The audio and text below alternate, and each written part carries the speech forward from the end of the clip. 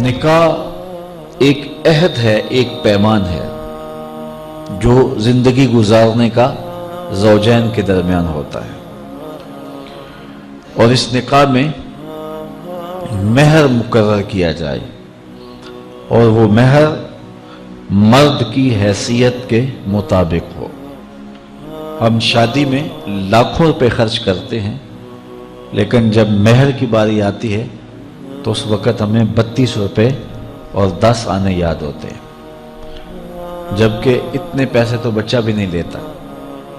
और ये महर हक के बुदा है, ये औरत का हक है, तो ये कुशादगी के साथ हक के महर पेश करना चाहिए और औरत का हक है। 2 गवाहों का मौजूद होना और फिर निकाह एलानिया होना चाहिए।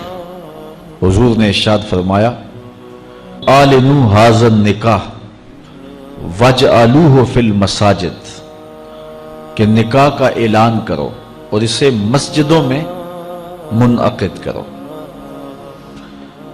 निकाह के ऐलान के जो मकासद हैं वो बच्चा बच्चा जानता है, ताकि जब ज़ौजैन चलेंगे आएंगे कहीं बैठेंगे तो लोगों को पता होगा कि इनका निकाह हुआ है, कोई शक की नज़र से नहीं देख सकेगा।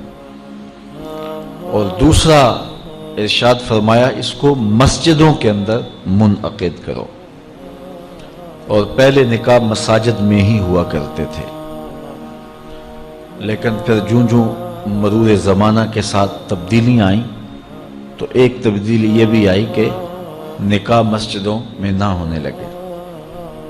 ईसाइयों में आज भी जोड़ा गिरजाघर में जाता है और पादरी को उनके पास नहीं आना पड़ता, बल्कि वो वहाँ जा कर के इबादत खाने के अंदर अपने गिरजाघर के अंदर जाके निकाह करवाते हैं। तो आज भी निकाह की बरकतें हासिल करने के लिए हम इसको मसाजिद के अंदर मुनअक़िद करने का जो शरई हुक्म है उसकी पाबंदी करें तो निकाह के अंदर बहुत सारी खैर व बरकत पैदा होगी। आसान निकाह फरमाया गया है वो है जिसके अंदर अखराजात बहुत कम आए। हमने निकाह को मुश्किल बना लिया हुआ है और इसके साथ इतने लवाजमात पैदा कर दिए गए हैं कि इस ज़माने के अंदर बदी आसान हो गई है और निकाह मुश्किल हो गया है। हुजूर अलैहिस्सलाम के ज़माने में ऐसा नहीं होता था। सैयदा तय्यबा ताहिरा सैयदा फातिमा तो ज़हरा रदियल्लाहु ताला अन्हा का निकाह देखिए और उनको जो जहेज हुजूर ने दिया है उसको देखिए और ज़िंदगी को सहल बनाने की कोशिश कीजिए। आज जिसके यहाँ 4 बेटियां पैदा हो जाती हैं उसकी नींद उड़ जाती है। एक तो ये कि अच्छे रिश्ते मुयस्सर आना मुश्किल, दूसरा मरहला बेटों की तरफ से, बेटे वालों की तरफ से एक लंबी फहरिस्त होती है कि हमें ये दिया जाए। बाज़ लोग बोलते नहीं, लेकिन वो किनारे में, इशारे में बता देते हैं। और अगर उनकी डिमांड पूरी ना की जाए या उनकी जो तवक्कुआत हैं उनको ना समझा जाए तो बेटी ससुराल में जाके सुख की जिंदगी नहीं गुजार सकती। और मुआशरे का कितना कमीना शख्स है वो जो किसी की बेटी को इसलिए तंग करता है कि वो जहेज नहीं लेके आई या वो उसकी ख्वाहिश के मुताबिक, उसकी तवक्को के मुताबिक जहेज नहीं लाई। शरीयत इस्लामिया ने तो निकाह को आसान करार दिया।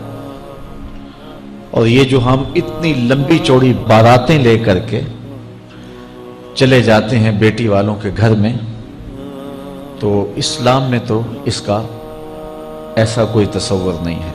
500 600 लोग बेटी वालों के यहाँ चले जाते हैं और जिस तरह किसी महाज पे जा रहे हैं।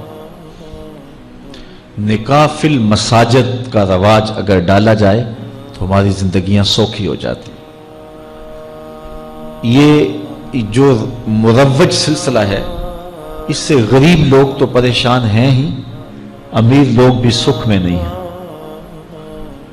آج 1 کروڑ روپیہ شادی پہ خرچ آ رہا ہے، اور جس کی 4 بیٹیاں ہیں وہ ساری زندگی اسی کام میں ہی لگا رہتا ہے۔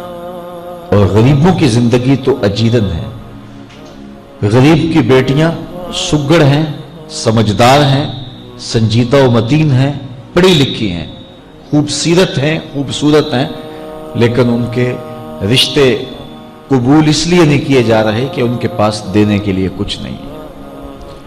اور اب ایک سلسلہ چلا جہیز فنڈ کا اور اجتماعی شادیوں کا، تو شاید کسی کے لیے اس میں تسکین ہو، لیکن میں تو ایک مرتبہ ایسی تقریب میں گیا ہوں تو دکھی ہو کے آیا ہوں۔ ہر شخص کا اپنا مزاج ہوتا ہے، مختلف تنظیمات، مختلف لوگ غریب بچیوں کی اجتماعی شادیاں کر رہے ہیں، تو میں ایک تقریب میں مجھے کھینچ کے کچھ لوگ لے گئے۔ میں نے کہا مجھے تجربہ تو نہیں ہے، لیکن مجھے لگتا ہے کہ میرے لیے تکلیف کا سامان ہوگا، اور دوست جس مقصد کے لیے مجھے لے کے جا رہے ہیں تو ان کا مقصد بھی پورا نہیں ہوگا۔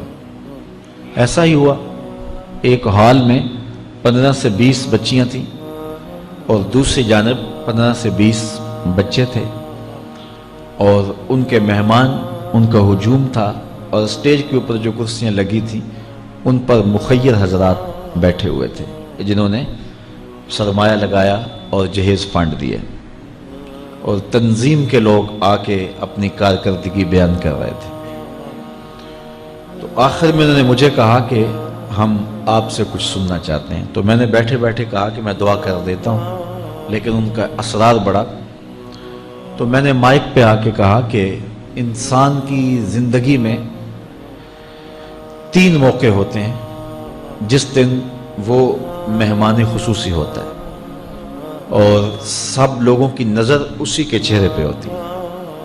ایک جب وہ پیدا ہوتا ہے تو کالا کلوٹا بھی ہو تو ساری بستی اس کا منہ دیکھنے آتی ہے، اور اسے بہنیں چاند کہہ کے پکارتی ہیں، چاہے اس کا رنگ گہرا سیاہ کیوں نہ ہو۔ دوسرا موقع انسان پر اس وقت آتا ہے جب وہ دولہا بنتا ہے، تو سارے لوگ اسی کو دیکھتے ہیں اور وہ نگاہوں کا مرکز ہوتا ہے، اور چیف گیسٹ وہی ہوتا ہے۔ اور تیسرا وقت اس کے اوپر تب آتا ہے جب وہ چٹا لٹھے کا لباس پہنتا ہے، تو سارا شہر اس کا منہ دیکھنے آتا ہے۔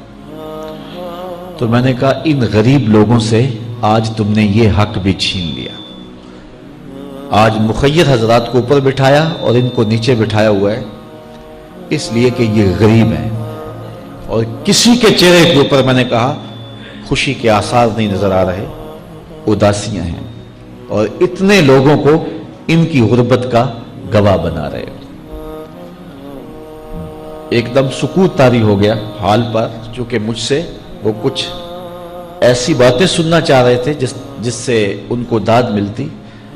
میں نے کہا تمہارے جذبے اپنی جگہ پہ، لیکن کاش کے رات کے اندھیرے میں ان بیٹیوں کے ماں باپ کو تم نے کچھ پیش کیا ہوتا اور یہ اپنے گھر سے رخصت ہوتی تو عرش والا رب بڑا راضی ہوتا، لیکن برا کرے نمائش کا